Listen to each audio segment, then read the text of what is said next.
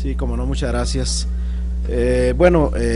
Me parece de la mayor importancia esta comparecencia del comisionado del Instituto de Migración,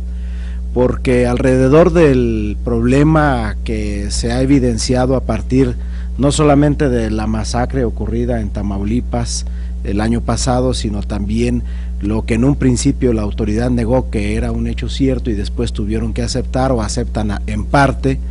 pues se reveló el gran problema que existe de tráfico de personas, en donde se coarta la libertad de ellas, se atenta contra las vidas humanas, se generan extorsiones, secuestros, y de acuerdo al reporte que hace la Comisión Nacional de Derechos Humanos, estamos hablando solamente en esta materia de poco más de 20,000 personas que son extorsionadas o secuestradas al año y que tienen su condición de migrantes.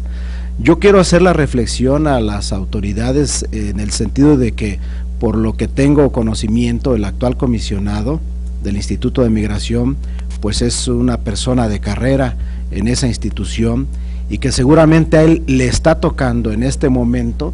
procurar revertir una serie de cosas que son el resultado de la indolencia, el resultado de la pasividad, el resultado de la frivolidad e incluso el resultado de la corrupción que ha venido permeando en esta institución. Es evidente que muchas de las cosas que están ocurriendo en los casi 37,000 kilómetros que tenemos de redes ferroviarias en nuestro país, es evidente que la autoridad ha sido omisa en los últimos años.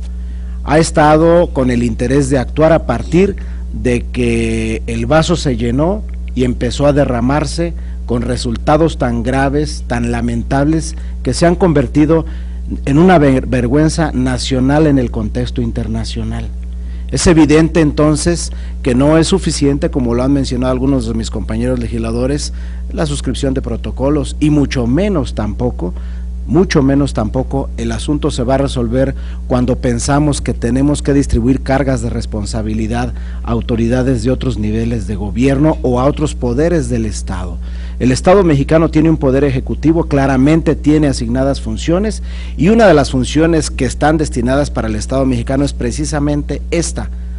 Valga entonces recordar clara y precisamente, no solamente para esta autoridad, sino para todas las autoridades federales que comparecen, porque luego procuran salirse por la tangente queriendo distribuir responsabilidades a otros niveles de gobierno, que lean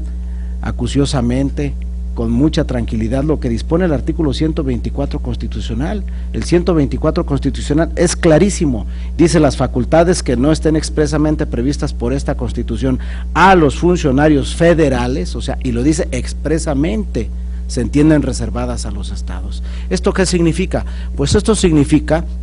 que hay una responsabilidad, en mi opinión, por la falta de deberes de cuidado, por la falta de previsión de programas claros y definidos con objetivos y metas alcanzables en materia de migración en nuestro país. ¿Cómo podemos nosotros los mexicanos pensar que en el contexto internacional y frente a Estados Unidos quisiéramos defender los derechos de los mexicanos que tratan de emigrar a Estados Unidos, cuando nosotros no somos capaces de respetar elementalmente los derechos de los migrantes que vienen de otros países? ¿Cómo podemos nosotros plantear ese respeto del que veníamos gozando en el contexto internacional, cuando estamos viendo la pérdida de vidas humanas y cuando finalmente sabemos que la competencia, aún en el caso de lo que ocurrió en Ferrocarriles Nacionales de México en 1995, que se privatizaron, la competencia sigue siendo de carácter federal, en virtud de que la propiedad de la vía ferroviaria sigue siendo propiedad de la nación?